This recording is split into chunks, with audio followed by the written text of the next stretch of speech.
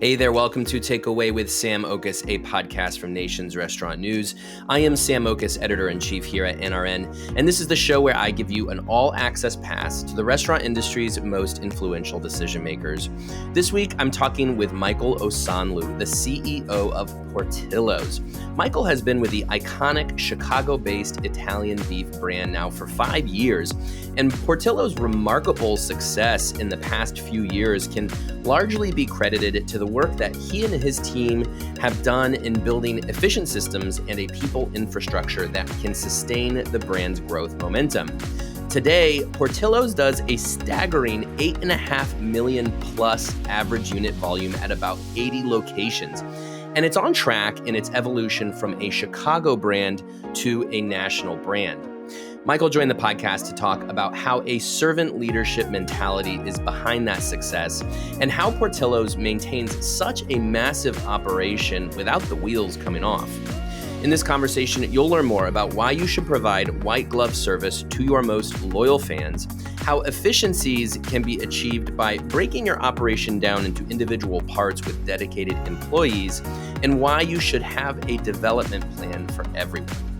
Jumping now into my interview with Michael Osanloo, the CEO of Portillo's. Also, don't forget to stick around after the interview as I will share my 6 takeaways from this discussion, actionable insights that you can take with you on the go.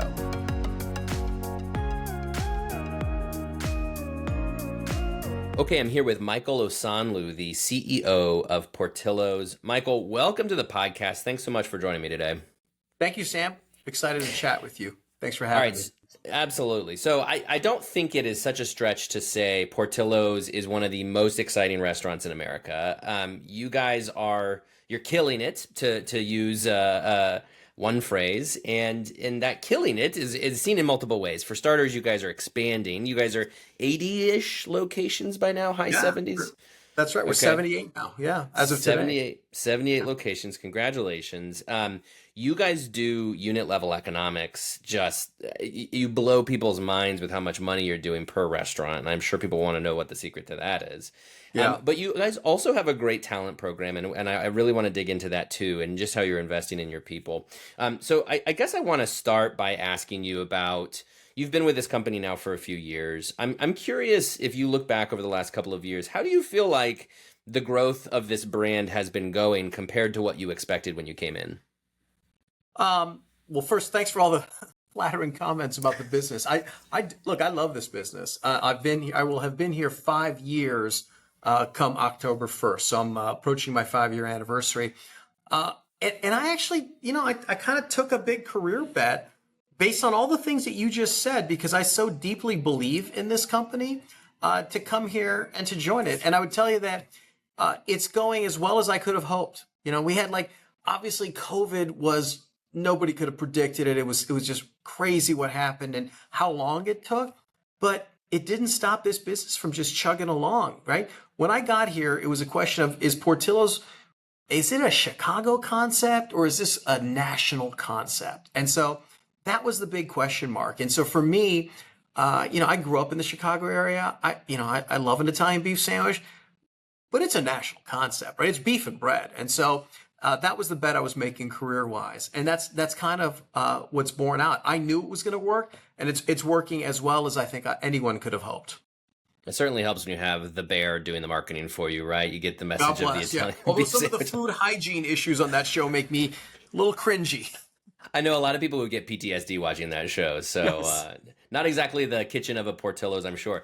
You mentioned how you guys were able to get through the pandemic. It's so much of what it feels like the direction of this brand has been really leaning into the strengths you have in off-premises in particular and drive-through, and you've had digital-only locations. Tell me about the investments in off-premises, how that it has geared this brand toward the future. Yeah, and I actually say a lot of the success of this brand historically has been that it was multi-channel before multi-channel even became a concept, right? So Portillo's was always built with a robust dining room that can house a number of people. And then most of our drive-thrus have 2 lanes of drive-thru. And we were the originators of the human being comes up to you and says, what would you like? Would you like peppers on your beef sandwich? As you know, our chocolate cake is made in-house every day. So you get a human being's interaction. And as the cars move up and they merge, a second human being comes and runs out and brings your food to you. It's faster for you, and it expedites the line, and it moves things through. So that's Portillo's has always had that. And then over the last several years, our ops team has done a remarkable job in pivoting so that however a guest wants to interact with Portillo's, we are equipped to do that. So if you are a guest who orders on an app and you want to come get it yourself, no problem. We have these pickup racks. They're conveniently located right near a side door. You can park in front, hop in, your food is ready to go. We have an appointment time, and you can run out and get it. If you order through one of the third-party aggregators, no problem. We've made it super easy for them to come into the restaurant, grab a bag of food, and head right back out. And Sam, we've even gone to the point where we have literally certified delivery drivers in each one of our restaurants, so that if it's an order over $100, you will get a white glove experience where a Portillo's team member will come and do your food. If it's a really big order, say you have lunch for 50 people, it's a big order, we'll come with the burners, trays, set it all up, and do that. So we have built that muscle, which has always been there, but which is however a guest wants to interact with Portillo's, we're going to make it super easy for them to do that. Frictionless guest experience. Yeah, that's incredible. Something that's been a big theme of this year, and I know this has been a theme of yours as well, is efficiency in the operations. Because I mean, I've seen these Portillo's, and you guys have a massive operation. I mean, compared to your standard QSR or fast casual, what you guys are doing is bananas. Yeah. And so when you consider all the multi-channel, the dine-in, the kitchen, everything that's going on, there's a lot of room for error there that you guys have to focus on. And so I imagine, so efficiency is something that you pay a lot of attention to. Can you tell me about what that looks like today? How do you lean into efficiencies in the operations, make sure that multi-channel strategy, especially, that all these things can happen without wheels coming off? Yeah, it's a great question. And so we are I mean, I think every restaurant company thinks that, man, we're operationally complex. We're an operationally complex business. See, as you keep alluding to, the average unit does over $8.5 million per box. We have multiple stations, and our menu is not particularly easy. There's a wide array of things that you can get at Portillo's. We got obviously beef sandwiches, hot dogs, French fries. Our hamburgers are something to not sleep on. But we also have fresh tossed salads, right? Our salads are hand tossed when you order it. They're not sitting in a bin ready to go. So it is a complicated, diverse menu, which requires a complicated, diverse operations. Our operators are brilliant in that what we have done is break it down into discrete zones. So we have the person who makes hot dogs, we call that area a table. That's what they make, Sam, hot dogs with all this traditional fixins. We also have chili cheese in case you get that. Person who makes our beef sandwiches has responsibility for the beef and the sausage sandwiches. The broiler has responsibility for all the things that are broiled. And I could go on. But what it is you take something that looks complicated at a 50,000 foot level, and you break it down into these components. And then each component becomes a little less complicated, and you have focused crew members who are trained on all the stations within that area, and they have some supervisory capacity. So we're not a restaurant that operates with 2 or 3 people. We have restaurants that have anywhere from 15 to 25 people working on one shift at a given time, with 3 or 4 crew chiefs or management personnel supervising the whole thing. So that's how you deal with that level of complexity and the diversity of the menu. You break it down the zones. You have each zone, carefully paid attention to. Yeah. Speaking of that labor piece of it, you guys, to your point, you guys have a lot more staff filling a Portillo's than your traditional restaurant might, especially your QSR and fast casual restaurant. And this has been a particularly tight season for labor. How do you keep Portillo's restaurants staffed? What's the secret to making sure you have successful recruitment and retention? Yeah. It's funny. Somebody was asking me today about our strategic priorities as a company. And the first 2 strategic priorities, one is we call it maintaining the heart of Portillo's, which is all about our culture. I'm a huge believer in culture and the fact that I think over time, culture wins in whatever enterprise you're in. Whether you're a restaurant company, you're my beloved Michigan Wolverines, culture trumps everything else. Can cut So this interview now. I can't. you're an Ohio Sorry, I State live guy. in I know. I'm Columbus, sorry. so I'm sorry. I know it's all good. it's been years since you've beaten us, but anyway. All good, all So, good. um, uh, culture is really important to us, and I think maintaining great culture is hugely important. And then the second great pillar is we want to be an employer of choice. The things like I'm so proud of what my HR and people team have done in terms of providing world-class set of compensation and benefits to all of our team members. Like literally today, we just rolled out that we're doing $25,000 worth of scholarships to team members that work for us to go to school. We've negotiated with 3 different universities to provide discounted rates to Portillo's veterans. We provide a great suite of benefits. We provide a great culture. I brag about this, but like during COVID, when our dining rooms were shut down, when the world was melting down, we did not lay off a single person, not one person. We Incredible. retained all of our team. We cross-trained them. We did deep cleaning in our restaurants. We provided hotlines because remember, early days of COVID, it was terrifying. No one really knew what to do. We had hotlines where you could call a number and you would get assistance, guided care on here's where to go get a test. If you're sick, here's what to do. And all that has paid back in spades. Our turnover, this industry has high turnover.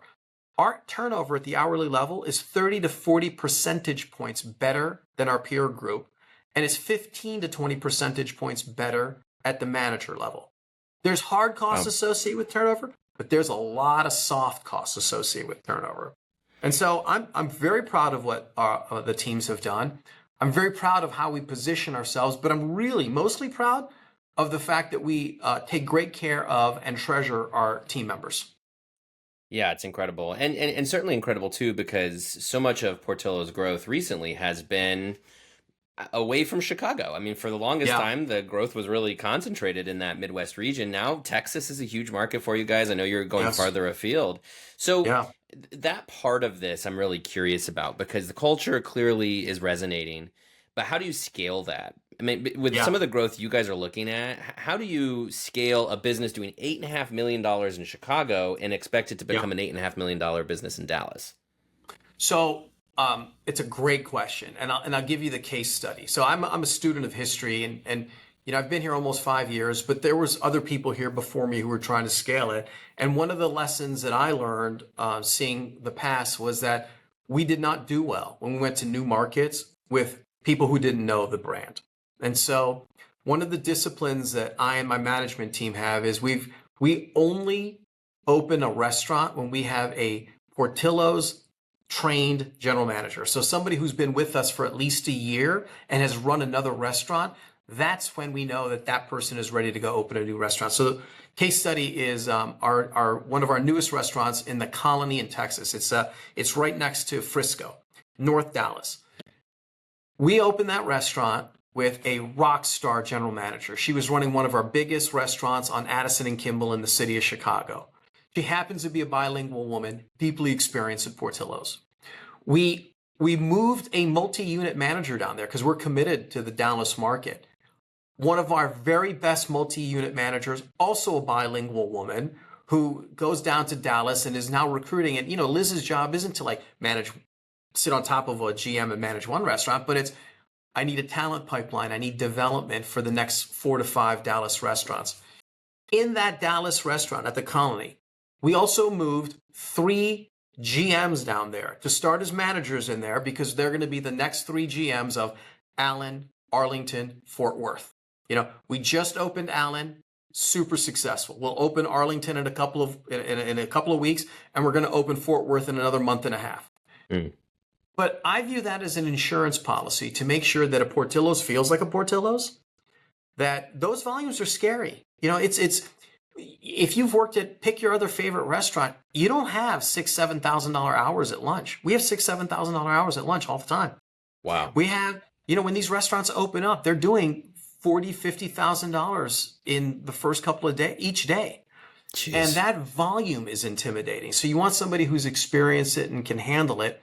And so we and we've invested ahead of the game. We have worked really hard, the people team, on.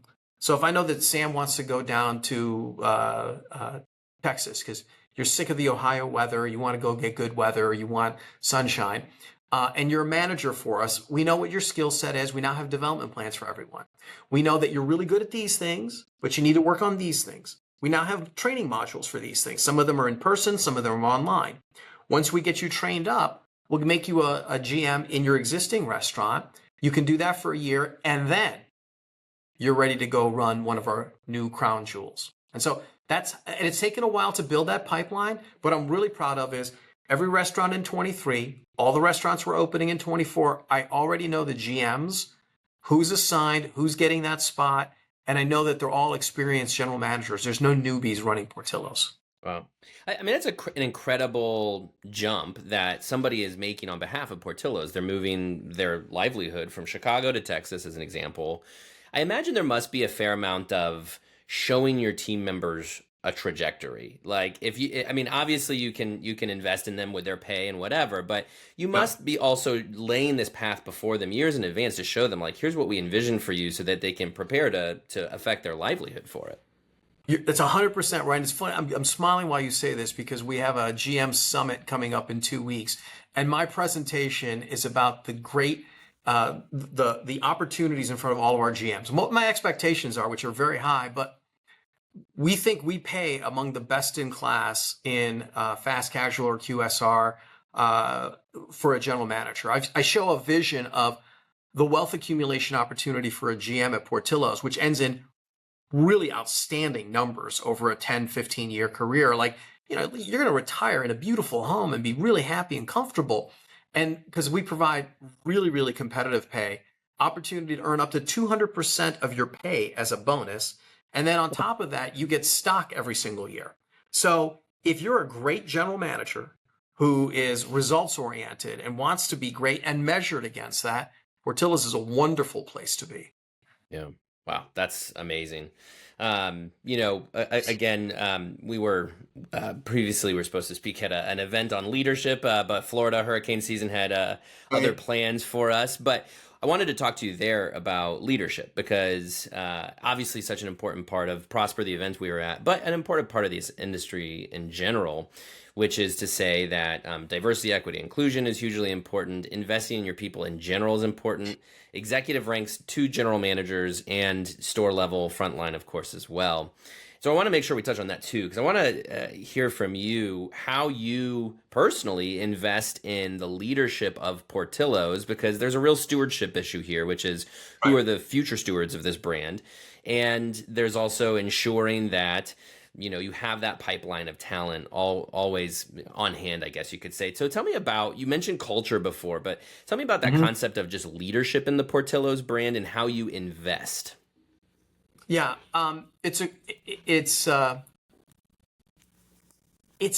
my job. I mean, I don't mean to sound glib, but like my job, my executive team's job is all about, I call it servant leadership. And it's not, it's funny. For some reason, sometimes the word servant rubs some people the wrong way. I literally had one senior executive at one time said, look, I've gone to this university and that place, and I view myself as a leader, not as a servant leader. And my response was, and I view you as a guest, not as a team member. And because it's so deeply rooted in my personal DNA that this job, this business, this industry is about servant leadership. My job in its most simple form is to put my team in a position to succeed. It's to provide them the tools, the coaching, the mentoring, and guidance so that they can be successful. Because if they're successful, it means our frontline teams are successful, so that the woman who's taking your order is smiling and helps you curate that order. It's the person who made your sandwich, did it perfectly. It's the person who at Expedite, who pushed your food, did it with a fun, cheeky rhyme. So when I'm doing my job, it means my executive team is doing their job, which means the people in the front line are doing their job, which means our guests are having a great experience and want to come back. When the guests are happy, your investors and shareholders are happy. It's a beautifully virtuous cycle. And it's actually not complicated, but it's really easy to let things like your own personal ego get in the way of things. And so I am, I view my job as a servant leader. I need to every single day role model that behavior, right? I chide my teams that, hey, the people in the front line, they work their butts off, right? Like we're in a new world where this corporate center, I've got people who work from home a couple days a week. And I say, like, general managers in our restaurants, they can't work in their pajamas from home, guys, Yeah. right? They get up every single day. They go to the restaurant. Occasionally I get letters from an irate customer. They deal with it every single day. Sometimes sometimes you don't feel quite right. They go every single day. They bust their butts every single day. They take care of guests every single day. We expect perfection from them every single day. And so we need to role model servant leadership behavior. There's no POSs in my office here in Oakbrook. All the POSs, all the sales happen in the field. And so it's very much how we operate as a team. I've surrounded myself with like-minded people who deeply believe in the concept of servant leadership, who believe that our job is to put our frontline team members in a position to succeed. Because if they succeed, the business runs great. Yeah, that's incredible. And you guys have big plans for the future. Portillo's continuing to grow. Between that servant leadership you speak of, particularly in the headquarters, to the ways in which you're investing in your store employees and especially your general managers, tell me about how you're building an infrastructure for the future. Because again, scaling into new parts of the country, there's a real infrastructure you need for that. It is, and I'm going to brag again about what my HR team has done. So, this is it's funny. We're a 60-year-old company. We're celebrating our diamond anniversary. But in some ways, we're like a 4 or 5-year-old company. We're really immature in a lot of processes. When I got here, there was no such thing as a performance review. There was no there's no structure, like here's what you're good at, here's what you're not good at. There was no formalized training and helping people overcome obstacles. And so there's been a lot of what I would call pick and shovel work, just building these foundations. Every management person in our restaurants, every crew chief, which is the highest hourly level in our restaurants, and think about it as between those two groups, you're talking like 400, 500 people now. Each one of them has a personal development plan.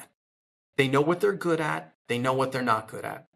For the stuff that's really important, they have training modules. We rolled out one of our greatest new trainings is we call it the Ignite program, Ignite Your Career. We love stuff like that. But here's what Ignite teaches you. I'm not teaching a leader on here's what a perfect hot dog looks like, and you can see it from 10 feet away if the water's boiling. That's what the company used to teach. It was very production oriented.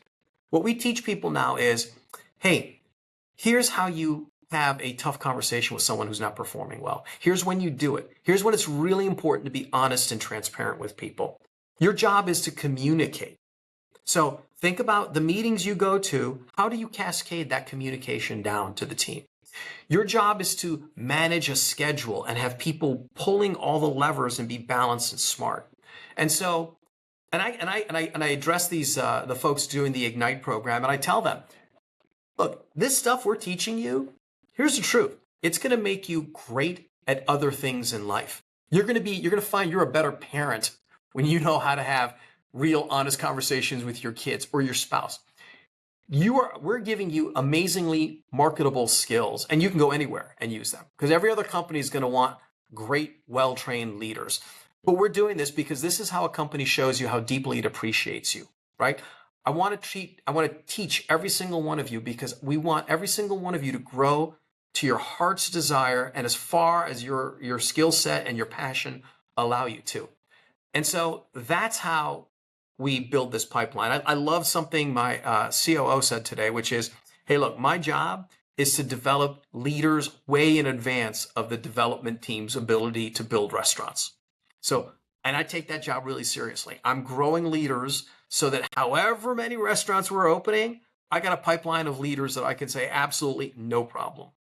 So it's been a real ton of heavy lifting from a lot of different people. I mean, I'm very, very proud of the team that we've established here because they're the ones doing all the hard work. That's incredible. Those are wise words. Michael Osanloo, the CEO of Portillo's. Thanks for joining me today. I really appreciate it. Thank you, Sam.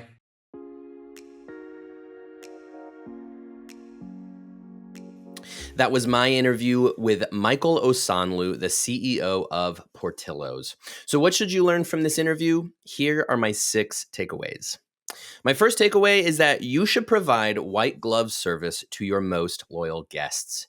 Michael said that in particular, Portillo's will deliver your food if it's over $100. If the order is over $100 for delivery, a staff member of Portillo's will deliver that in person rather than a third-party partner. He said that Portillo's locations have certified delivery drivers who provide that white glove service. And I think that's a really interesting idea. And not just that $100 mark. I mean, that makes a lot of sense because it's a big order. You don't get a ton of those, so the demand isn't too high. But I think it's an idea that you could think about for your loyalty members. How might you provide a better experience for your loyalty members? Possibly that could go so far as to using your team members who are going to be better at communicating your brand promise, message, and experience than a third-party employee. Maybe it's leveraging them whenever you possibly can. And the other thing Michael talked about was, of course, their catering orders. When you have a big order for catering, that's another way in which Portillo's comes in with their own people, sets up, and provides that really authentic Portillo's experience. What I like about that, again, is just that kernel of an idea of your most loyal guests, how to provide them an elevated experience. Your people can do that better than your third-party partners. So consider how you might be able to leverage them for those loyalty guests whenever they might be ordering, whether that's the size of their order, dictated by the size of their order or not. My second takeaway is that you should strive for frictionless service in every channel that you serve. Portillo's, if you know Portillo's, I'm sure you do, it is a massive operation with so much going on. Of course, they have dine-in, carry-out, they have delivery, they have drive-through, they have a lot of double drive-throughs. They've started to experiment with some triple drive-throughs. It's just a lot going on. And yet, Michael said that in every single one of those channels, they are trying to make the service frictionless. And he threw out some of those examples. But of course, that's line busters in the drive-through. That is a rack by the door for carry-out orders. Whatever that might be, explore every channel you serve, which is probably growing more and more by the day, considering how many channels you have an opportunity to serve. Look at every single one of those and consider how each one of those can be frictionless for the customer so that they can access your food whenever they want, however they want. My third takeaway is that efficiencies can be achieved by breaking your operation down into individual parts with dedicated employees. So again, as I just mentioned, Portillo's is a massive operation and it's a complex operation, as Michael himself explained. Their menu is big, their restaurants are big, their kitchen is big. There is a lot going on. And when there's a lot going on, when there's a lot of complexity, there's a lot of opportunity for mistakes to happen. But how Portillo's overcomes that and finds efficiencies is Michael explained that the company, they have zones. They break every station out into a dedicated zone with a dedicated employee where managers are overseeing specific zones. And by doing that, they can ensure that each station is going as best as it can be. It's efficient, streamlined, and high quality. And that things, again, the wheels are not falling off. What does that look like for your own restaurant? How can you break your kitchen, your operation down into individual parts and have employees be dedicated to those parts, even more so than they might be today? If you do that, you could find efficiencies in your own operation and find that you might even be able to grow a little bit more easily because your dedicated employees are so clued into what must happen in their individual zone. My fourth takeaway is that you should not move into a new market without team members who know the business inside and out. As this relates to Portillo's as it grows, which it is doing now, especially into the Texas market, when it grows, but Michael was explaining that, they send a few team members in advance of opening the restaurants because they need to establish that development pipeline early. So as an example, he used an example of a GM who moved from Chicago to Dallas to be the GM of their location there. But a few other team members came as well. So they only needed the one GM of that first store that opened in Dallas.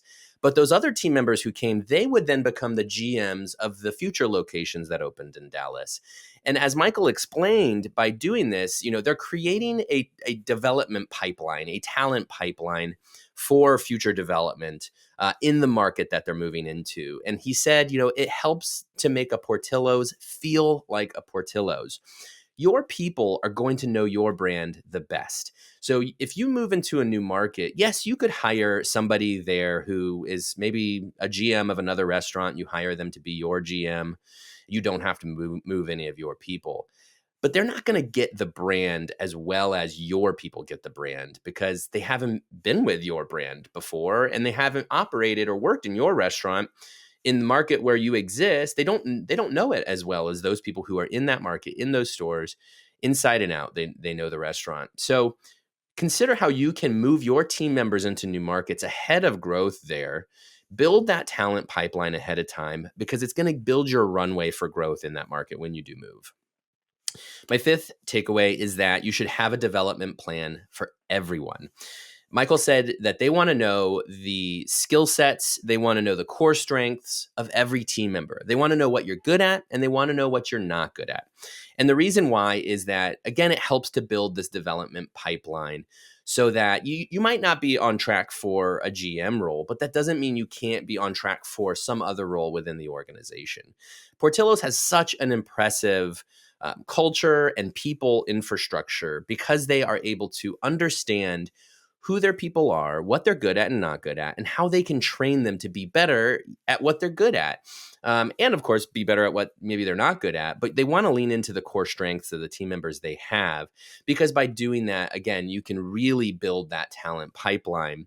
And it does give you that runway again for the growth you hope to achieve, whether that's in existing markets or not.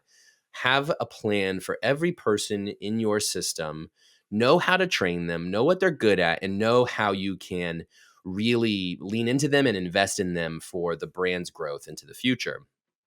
My sixth and final takeaway is that your job as the leader of a brand is to put your team in a position to succeed. That was a quote from Michael, and I really appreciated it. Michael talked about this concept of servant leadership.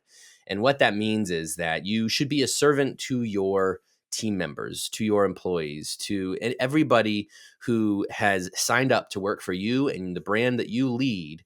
How do you serve them? By investing in them, providing for them. As Michael said, give them tools, give them coaching, mentoring, and guidance so that they can be the best that they can be. If you do that to your GMs, your executives, your managers, if you do that, that will trickle down to their teams, their frontline employees. That will then be obvious to the customers. They'll see it in the frontline employees. If it cascades down from the top, this concept of servant leadership and taking care of your people and your team. And I think that's such a great idea and such a great something for everybody to really look into building at their own restaurants, is how they can serve their teams. Portillo's, how massively successful it is. It's been the talk of the industry for years. And it's not really a secret as to how they're pulling this off. They've got a great menu, an impressive operation. But for the last 5 years, especially since Michael came in, they've got happy people, talented people who are building an impressive culture and helping this thing to scale. Those are all my takeaways for today. I hope you enjoyed this episode. Please remember to subscribe to Takeaway wherever you listen to podcasts and leave your feedback. You can also email me at sam.oches@informa.com. Thanks again, and talk to you next week.